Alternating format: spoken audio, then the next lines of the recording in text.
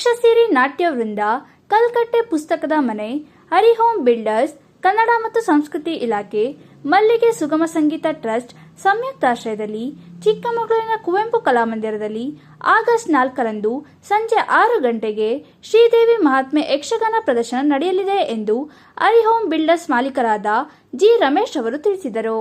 ನಗರದಲ್ಲಿ ಇದೇ ಆಗಸ್ಟ್ 4ನೇ ತಾರೀಕು ಭಾನುವಾರ ಸಂಜೆ 6 ಗಂಟೆಗೆ ಸರಿಯಾಗಿ ಯಾವುದೇ ವೇದಿಕೆಯ ಕಾರ್ಯಕ್ರಮ ಇಲ್ಲದೆ ನೇರವಾಗಿ ಅದ್ಭುತವಾದ ಶ್ರೀದೇವಿ ಮಹಾತ್ಮೆ ಎಂಬಂತಹ ಯಕ್ಷಗಾನವನ್ನು ಉಚಿತವಾಗಿ ಸಾರ್ವಜನಿಕರಿಗಾಗಿ ನಾವು ಏರ್ಪಾಡು ಮಾಡಿದ್ದೀವಿ.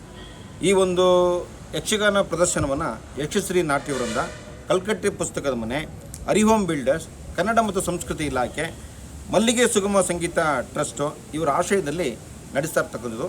ಭಾಳ ವಿಶೇಷಪ್ಪ ಏನಪ್ಪ ಅಂದರೆ ಚಿಕ್ಕಮಗಳೂರಿನ ನವನಾರಿಯರು ಸೇರಿಕೊಂಡು ಈ ಒಂದು ಯಕ್ಷಗಾನ ಪ್ರದರ್ಶನವನ್ನು ಮಾಡ್ತಾಯಿದ್ದೀವಿ.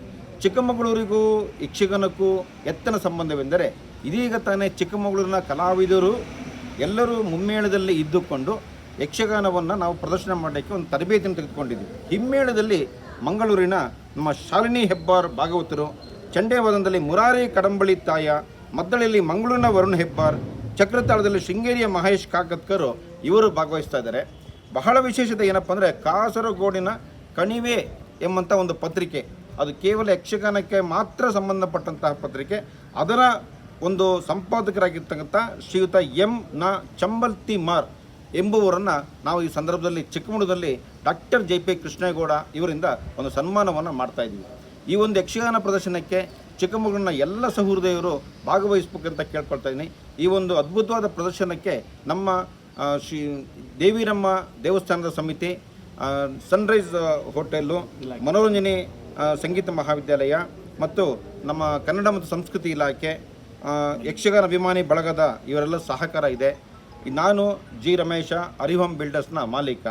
ಸೊ ಈ ಒಂದು ಕಾರ್ಯಕ್ರಮ ಕುವೆಂಪು ಕಲಾಮಂದಿರದಲ್ಲಿ ಆಗಸ್ಟ್ 4 ಭಾನುವಾರ ಸಂಜೆ 6 ಗಂಟೆಗೆ ಯಾವುದೇ ವೇದಿಕೆ ಕಾರ್ಯಕ್ರಮವಿಲ್ಲದೆ ನೇರವಾಗಿ ಯಕ್ಷಗಾನ ಕಾರ್ಯಕ್ರಮ ಪ್ರಾರಂಭವಾಗುತ್ತೆ.